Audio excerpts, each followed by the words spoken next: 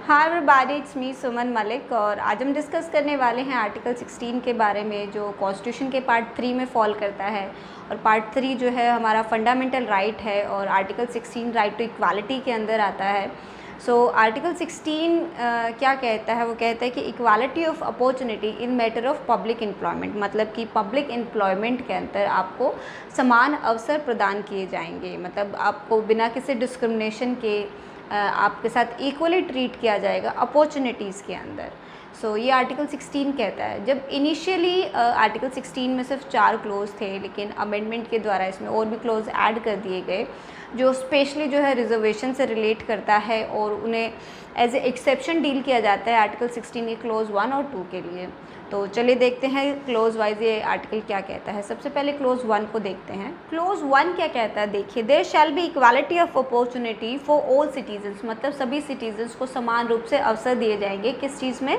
In matter relating to employment और appointment to any office under the state. तो state के अंदर जितने भी एम्प्लॉयमेंट या अपॉइंटमेंट्स आते हैं तो उनमें सभी नागरिकों को समान रूप से अवसर प्रदान किए जाएंगे। अपॉर्चुनिटीज़ इक्वली सबको दी जाएगी बिना किसी डिस्क्रिमिनेशन के। ये क्लोज 1 कहता है। अब क्लोज 1 जो है ये कोई राइट नहीं क्रिएट करता that you have a right to claim the appointment, कि आप उस अपॉइंटमेंट को एज अ राइट क्लेम कर सको। यहाँ सिर्फ अपॉर्चुनिटीज़ की बात की गई है। जैसे कि आप ये नहीं कह सकते कि ये मेरा फंडामेंटल राइट है कि मैं इस जॉब को करूँ।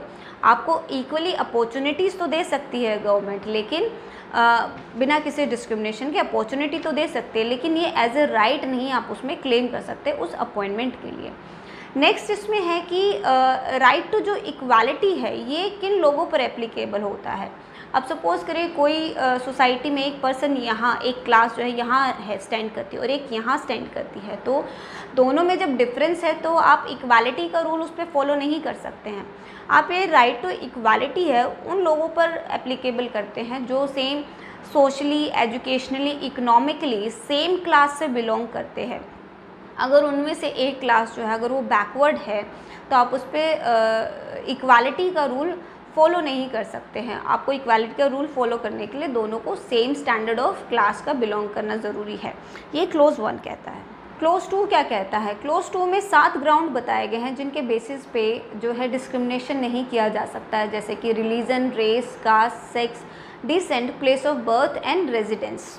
यस, इन बेसिस पे आपके साथ किसी भी तरीके का भेदभाव या डिस्क्रिमिनेशन नहीं हो सकता है। लेकिन अगर सपोज़ करिए कि एक पर्सन जो है जनरल कैटेगरी का है और दूसरा जो है किसी बैकवर्ड क्लास से बिलोंग करता है, और अगर बैकवर्डनेस की वजह से आपके साथ डिस्क्रिमिनेशन हो रहा है, बैकवर्ड क्लास के लिए रिजर्वेशन है, तो उसको हम आपका राइट टू इक्वालिटी का इन्फ्रिंजमेंट नहीं समझते हैं, क्योंकि आर्टिकल 16 में आगे जो है बैकवर्डनेस के बारे में बताया गया है जिसके लिए रिजर्वेशन अलाउड है। सो आर्टिकल 16 के क्लोज 2 को अगर आपको एप्लीकेबल करना है, फॉलो करना है, तो इसके लिए आपको ये जो 7 ग्राउंड्स बताए गए हैं इनका होना बहुत ज़रूरी है। इसके अलावा अगर किसी और ग्राउंड पे आपके साथ डिस्क्रिमिनेशन हो रहा है तब आप आर्टिकल 16 क्लोज 2 का इस्तेमाल नहीं कर सकते हैं। नेक्स्ट क्लोज 3 क्या कहता है कि रेजिडेंस के बेसिस पे स्टेट गवर्नमेंट को ये राइट है कि वो रिजर्वेशन कर सकती है। अब देखिए, जस्ट अभी क्लोज 2 में हमने देखा कि रेजिडेंस के बेसिस पे किसी भी तरीके का डिस्क्रिमिनेशन नहीं हो सकता है, तो ऐसे ही आर्टिकल 16 के क्लोज 3 को हम एज ए एक्सेप्शन डील करते हैं क्लोज 1 और 2 के लिए। अब इसका एक एग्जांपल मैं आपको बताती हूँ। आपने बहुत सारी वैकेंसीज़ में देखा होगा कि डोमिसाइल वर्ड का इस्तेमाल होता है, कि डोमिसाइल जो लोग हैं, वहीं के रहने वाले जो लोग हैं, उनके लिए रिजर्वेशन दी जाती है कई स्टेट्स में जहाँ पर एडुकेट रिप्रेजेंटेशंस नहीं होती है स्टेट एम्प्लॉयमेंट के अंदर, तो वहाँ पर डोमिसाइल जो लोग होते हैं उनके लिए रिजर्वेशन होती है। उसे हम राइट टू इक्वालिटी का इन्फ्रिंजमेंट नहीं समझते हैं। ये क्लोज 3 कहते हैं। आर्टिकल 16 के अब हम एक्सेप्शंस के बारे में बात कर लेते हैं, क्योंकि आर्टिकल 16 के जो आगे के जितने भी क्लोज है उन सभी को हम एज ए एक्सेप्शन कहते हैं क्लोज 1 और 2 के लिए। लेकिन कोर्ट ने एक case Mahindra Sane versus union of India में ये कहा था कि article 16 clause 4 is not exception to article 16 clause 1, क्योंकि जो क्लोज 4 है उसे हम एज ए हेल्पिंग और एडिंग एक्सेप्टिंग क्लोज कह सकते हैं, एक्सेप्शन नहीं कहेंगे, लेकिन मैं यहाँ से एज ए एक्सेप्शन कह रही हूँ। तो देखिए सबसे पहला जो एक्सेप्शन है वो क्लोज 3 है, क्योंकि रेजिडेंस के बेसिस पे स्टेट गवर्नमेंट को ये राइट है कि वो रिजर्वेशन कर सकती है। तो क्लोज 3 जो है वो एक एक्सेप्शन है क्लोज 1 और 2 के लिए। नेक्स्ट जो है क्लोज 4, देखिए क्लोज 4 क्या कहता है, रिजर्वेशन ऑफ अपॉइंटमेंट और post in favour of any backward class of citizens. मतलब बैकवर्ड क्लास के लिए स्टेट को ये राइट है कि वो रिजर्वेशन कर सकती है। Who is not adequately represented in the service under the state, अगर स्टेट एम्प्लॉयमेंट के अंदर उन्हें एडुकेट रिप्रेजेंटेशन नहीं मिल रहा है तो स्टेट को ये राइट है, स्टेट गवर्नमेंट को ये राइट है कि वो बैकवर्ड क्लास के लिए रिजर्वेशन कर सकती है। अब इंदिरा साहनी केस में अगेन वही कहा था, article 16 clause 4 is not exception to article 16 clause 1। लेकिन अब ये डिसाइड करना ज़रूरी था कि हु इज़ बैकवर्ड, आप बैकवर्ड क्लास के अंदर किन्हें ऐड कर सकते हैं, ये Indira Sawhney versus union of India में डिसाइड किया गया था। तो यहाँ मैं उसको रिपीट नहीं करूँगी क्योंकि मैंने इस पर एक अलग से वीडियो बनाई हुई है, तो आप प्लीज़ उसे देखिएगा। उसके अंदर भी मैंने ये सारे क्लोज एक बार और एक्सप्लेन किए हुए हैं, तो उसको फिर समझने में और आसानी होगी। अब बैकवर्ड क्लास के लिए कोर्ट ने ये कहा था कि इसमें आप किसी भी रिलीजन के लोगों को ऐड कर सकते हो। इसके लिए किसी पर्टिकुलर रिलीजन का होना ज़रूरी नहीं है, उनका सोशली एजुकेशनली बैकवर्ड होना ये इनफ है अगर आप उनको बैकवर्ड क्लास के अंदर इंक्लूड कर रहे हैं तो।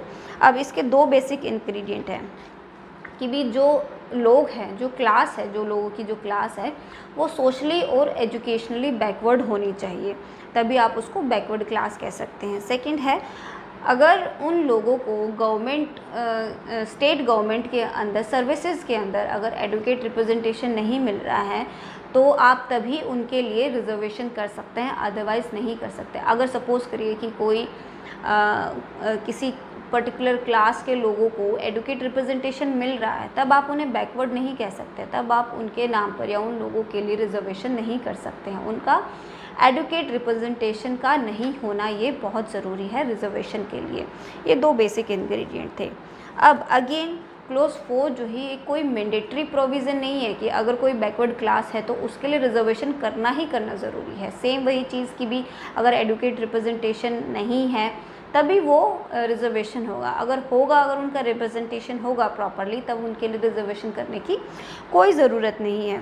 अब इस केस के Indira Sawhney versus union of India वाला जो केस था उसके बाद जो है अमेंडमेंट आया। अमेंडमेंट की वजह से आर्टिकल 16 में जो है कुछ नए क्लोज ऐड कर दिए गए जो आगे और रिजर्वेशन के बारे में बात करते हैं, SC और ST के रिजर्वेशन के बारे में बात करते हैं, प्रमोशंस में रिजर्वेशन की बात करते हैं। तो चलिए वो देखते हैं अब हम। आर्टिकल 16 क्लोज 4A इसे ऐड किया गया था 77th अमेंडमेंट 1995 में।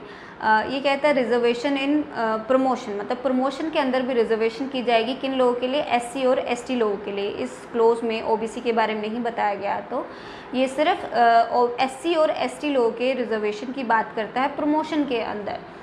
इस अमेंडमेंट से पहले, इस क्लोज से पहले जो Indira Sawhney versus union of India का जो केस था उसमें सुप्रीम कोर्ट ने कहा था कि रिजर्वेशन जो प्रमोशन के अंदर जो रिजर्वेशन है ये इनवैलिड है, ये अनकॉन्स्टिट्यूशनल है, ये राइट टू इक्वालिटी का इन्फ्रिंजमेंट करता है और जो रिजर्वेशन है वो सिर्फ इनिशियल अपॉइंटमेंट के अंदर दी जाएगी, प्रमोशन के अंदर नहीं दी जाएगी। लेकिन इस केस के बाद जो अमेंडमेंट आया उसने क्लोज 4A ऐड किया और उसने ये बताया कि प्रमोशन के अंदर भी रिजर्वेशन दी जाएगी। ये क्लोज 4A कहता है। आर्टिकल 16 क्लोज 4B ये 81st अमेंडमेंट 2000 में ऐड किया गया था। ये जो है कैरी फॉरवर्ड रूल के बारे में बताता है या फिर बैकलॉग वैकेंसीज कह लीजिए। इसमें ये होता है जो रिजर्व्ड सीट्स होती हैं अगर वो समहाउ वैकेंट रह जाती है, वो नहीं भर पाते किसी रीज़न से, तो उन्हें सक्सीडिंग ईयर में, नेक्स्ट सक्सीडिंग ईयर में इंक्लूड करके उसे दोबारा से भरने की कोशिश की जाती है। ये कैरी फॉरवर्ड रूल होता है।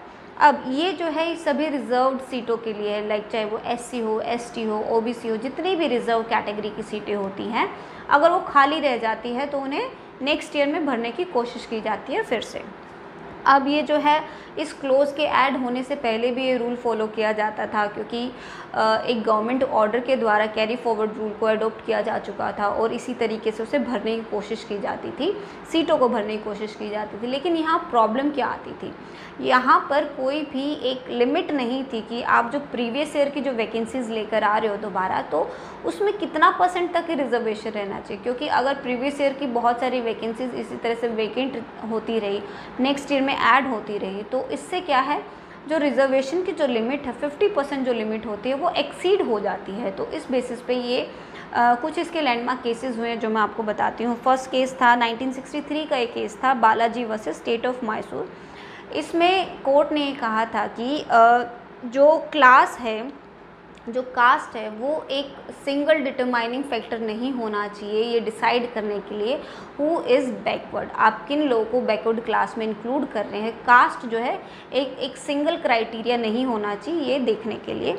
बाकी के और भी जो बेसिक जो क्राइटेरिया हैं, जैसे कि एजुकेशनली, सोशली, फाइनेंशली, इस तरह के बेसिस को भी आपको चेक करना चाहिए, क्या वो क्लास सच में इन बेसिस पे फेल होती है और उन्हें हम बैकवर्ड क्लास में ऐड कर सकते हैं। नेक्स्ट जो है कोर्ट ने जो है इसमें जो रिजर्वेशन जो है 50% से अगर वो एक्सीड हो जाता है तो उसे अनकॉन्स्टिट्यूशनल डिक्लेयर किया था, क्योंकि ये एक रूल है कि भी जो 50% से ज़्यादा अगर रिजर्वेशन होती है तो वो जनरल कैटेगरी के साथ उसका इन्फ्रिंजमेंट है, उसके राइट का इन्फ्रिंजमेंट है। तो रिजर्वेशन को जो है 50% से ज़्यादा एक्सीड नहीं होना चाहिए अगर आप बैकलॉग वैकेंसीज भी लेकर आते हैं तो।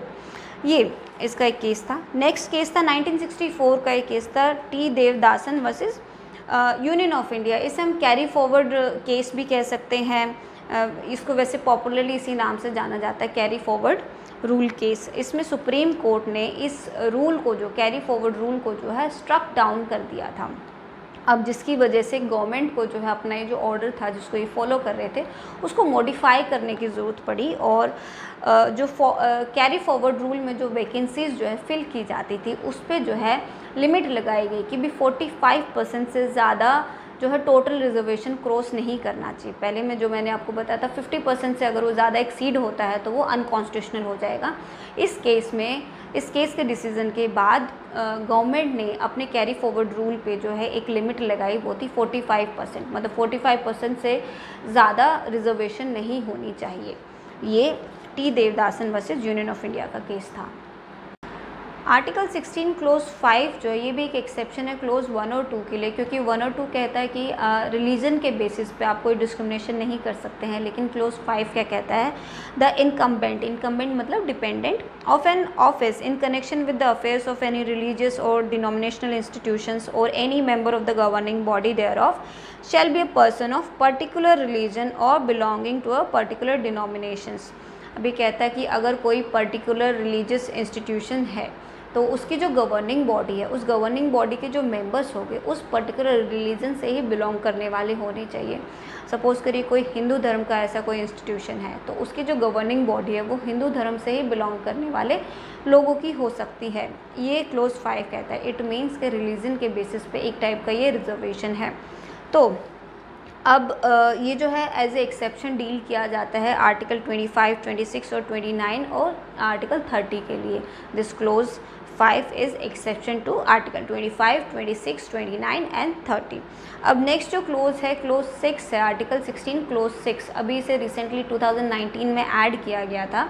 ये 103 कॉन्स्टिट्यूशनल अमेंडमेंट था और जो ये 124वां ये बिल था कॉन्स्टिट्यूशन का, इसमें 10% रिजर्वेशन की बात की गई है। EWS के लिए जो इकोनॉमिकली वीकर सेक्शन है उनके लिए 10% की रिजर्वेशन की जाएगी, ये क्लोज 6 कहता है। अब आर्टिकल 16 के जो इम्पॉर्टेंट केसेस है जैसे कि M Nagaraj versus union of India या फिर Indira Sawhney versus union of India, इस पर मेरी अलग से वीडियो बनी हुई है, तो उसमें भी मैंने ये सारे क्लोज एक बार एक्सप्लेन किए हैं। तो आप प्लीज़ मेरी वो वीडियो देखिएगा जिनका मैं लिंक में जो है डिस्क्रिप्शन बॉक्स में डाल दूँगी। एंड ये सारा था आर्टिकल 16 के बारे में। And thank you for watching.